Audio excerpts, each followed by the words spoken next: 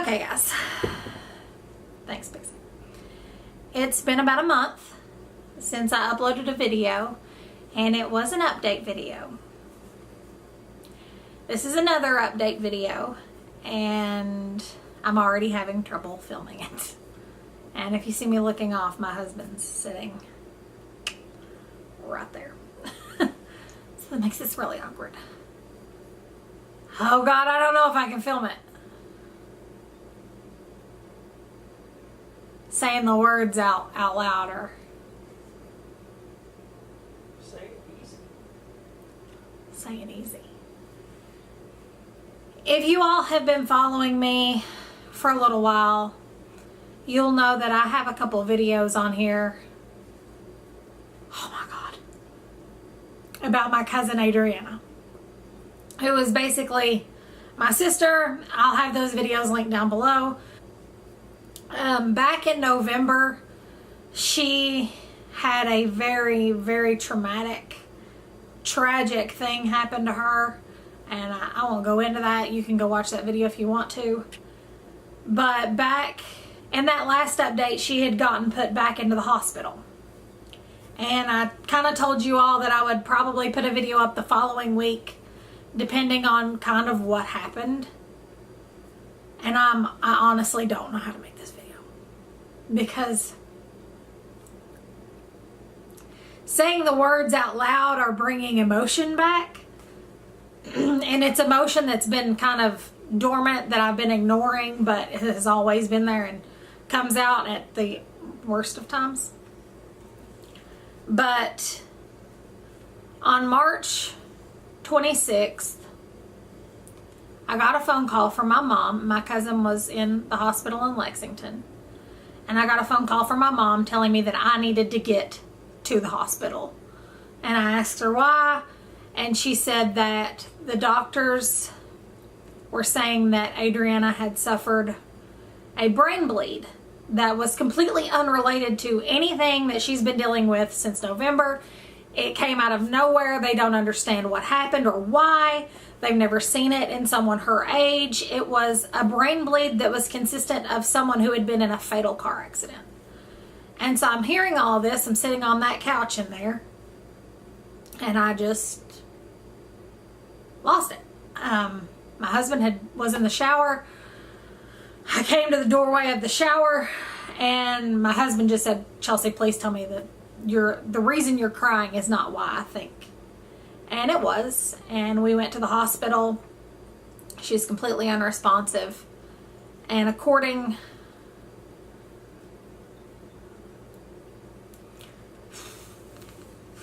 I don't know if I can do it.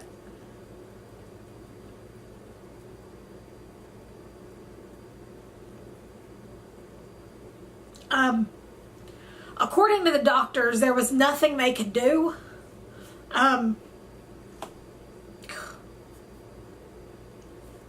She had been on a vent for her lungs. She wasn't even fully on life support, but she was on a vent for her lungs because she had gotten pneumonia when she was in the hospital, and she had gotten the flu.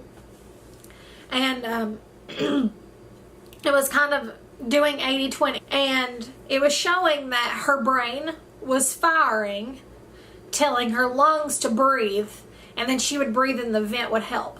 Well, out of nowhere, the reason they caught it so quick was the machine was showing that she wasn't even breathing on her own, that the machine was doing it for her. So her brain was no longer sending a signal to breathe. And they took her down for a CT, and she had what they call a subdural hematoma. And that is bleeding at the base of the brain, from best I can remember is what they said. And it was on the left side. It had swollen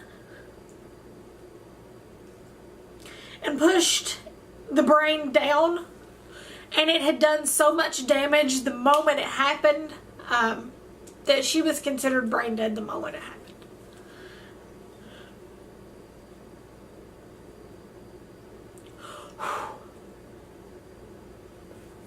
So on March 27th, we had them do the official brain scan to make sure that the only thing that was keeping her alive was not the vent. Like, if there's any hope, any brain activity, we want to know. And they did the scan on the 27th, and at 5:30 p.m. on the 27th, she was considered medically dead. So apparently in the hospital, medically dead is like if you're brain dead. But legally dead is when your heart stops. So she was medically dead, and what it says on her death certificate is that she died on March 27th at 5:30, which is my papa's birthday, and he's in heaven already. So, but it's still his birthday, and the very next day, we didn't get a choice at this hospital because hospital protocol or something says that if you're medically dead or something, they have to pull the vent. I don't know. I don't want to get all into that. But we didn't get a choice. And I didn't make it back to the hospital in time before they did it. My Aunt Teresa was not okay with it. At, what would you say, honey, about 10:30 that morning? 10:30, 11, between 10:30 and noon, I don't know. They pulled the vent, and within seconds she was gone. So,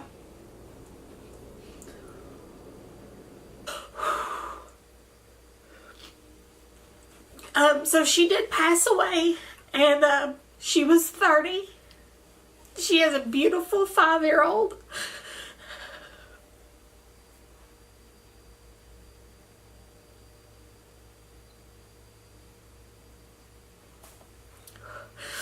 We buried her the following week on a Wednesday or a Thursday. What day was that, honey? I believe the layout was on a Wednesday and the funeral was on a Thursday.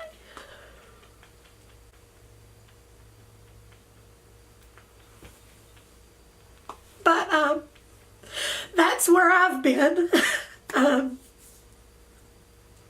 I never in a million years thought this is the update I would be making. When I say that girl was my sister, I mean it. I put pictures of us from when we were little in the last video. I'll have that link down below if you want to see those pictures. I can't go through them right now and put them on here. But those are all the pictures we were raised together. She's 4 years older than I am. Her mom is my mom's sister. So her and Spencer are my sister and brother because I don't have any blood biological siblings. But we were raised together, and in school when you take school photos and they have all the siblings stand together for one, we were always in the same one. And this is just weird. I don't know how to explain how weird this is, or I mean, it just doesn't feel real at all. I feel like I'm in a different world. Like, it just doesn't. I told my husband, I can't think of living another, I'm 26, so let's say 60 years is how much longer I'll live or something. I'll live to be 86. I think that's how that math goes. I'm not thinking clear right now, but we're going to go with it. Let's say I live to be 86. That's 60 years without her. And I don't know how to do that. I've not been processing this very well. I was not aware that I would start crying as quickly as I started crying, but there's something about talking about it and actually saying it that solidifies it.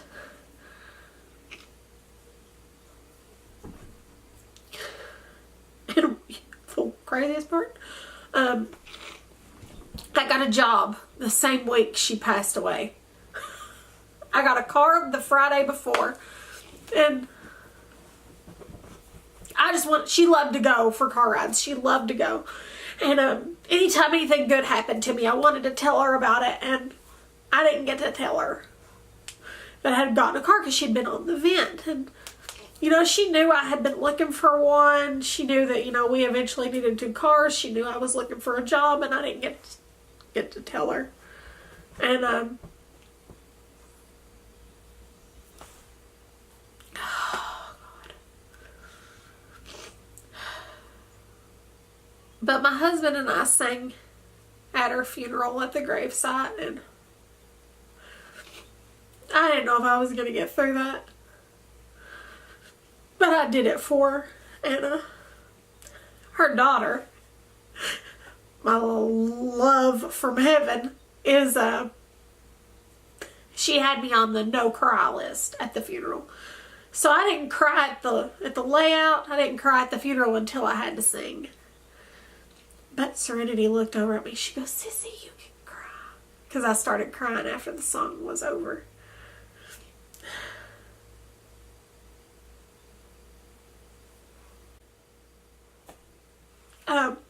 Anyway, so I got a job,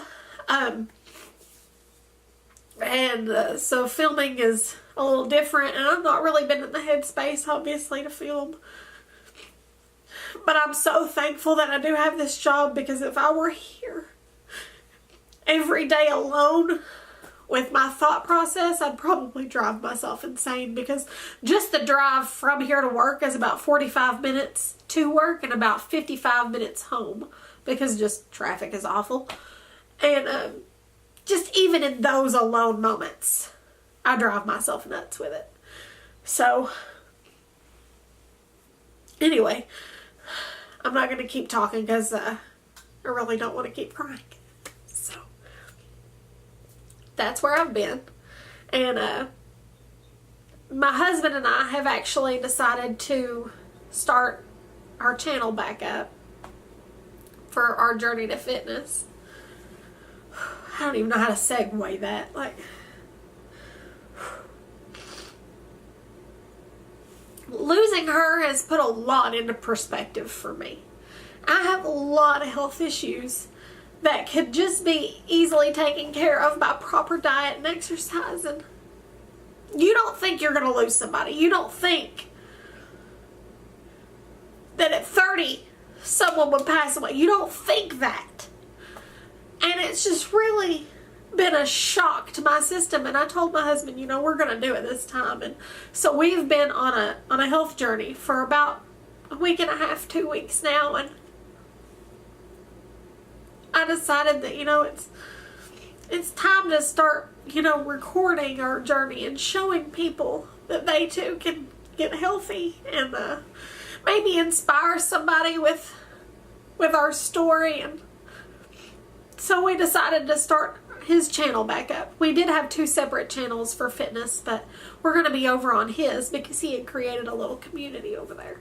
And I'm not sure what it's going to be named, but we just did a video for his channel, or now our channel. I'll have that link down below. And on this channel, it'll still be uploads on Tuesdays and Thursdays. Over there, it'll also be Tuesdays and Thursdays. But it's going to be, if you're interested in it, all fitness and our journey to health and wellness. And we're kind of going to tie the 2 channels together a little bit, because some of the things that we're doing at the beginning of next year will be on this channel. It may or may not involve a boat. My husband's looking at me. But stay tuned for that. And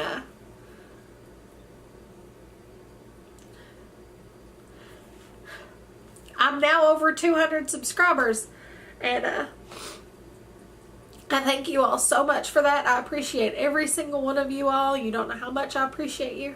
So thank you if you've taken the time to hit that little red button, or you've just watched one of my videos, left a comment, a thumbs up. It doesn't go unnoticed, and it doesn't go unappreciated. And I'm sorry that I've been gone, but there was just no way I could just come back home and turn on the camera and clean. So, anyway, guys, I hope you all are having a beautifully blessed evening, morning, noon, night, no matter what time it is, wherever you are when you're watching this. I genuinely hope it's blessed. And I'll see y'all in my next one.